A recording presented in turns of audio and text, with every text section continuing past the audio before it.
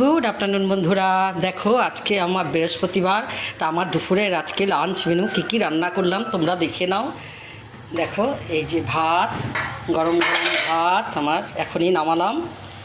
আর এদিকে দেখো কচুর শাক, ইলিশ মাছের মাথা দিয়ে কচুর শাক, আর চিংড়ি মাছ দিয়ে বাঁধাকপির তরকারি,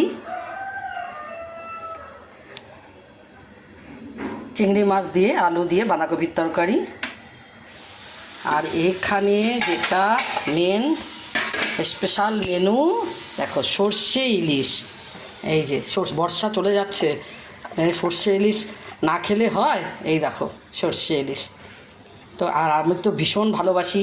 তো তোমরা কে সর্ষে ইলিশ খেতে বেশি ভালোবাসো? সবাই পছন্দ করে, এটা বলার কথা না। তো কমেন্ট করে আমাকে জানাবে। তো চলো বন্ধুরা, আজকে এইটুকুই। তোমরা এই আমার আজকে দুপুরের লাঞ্চ মেনু এটাই, তোমরা দেখে নাও। আর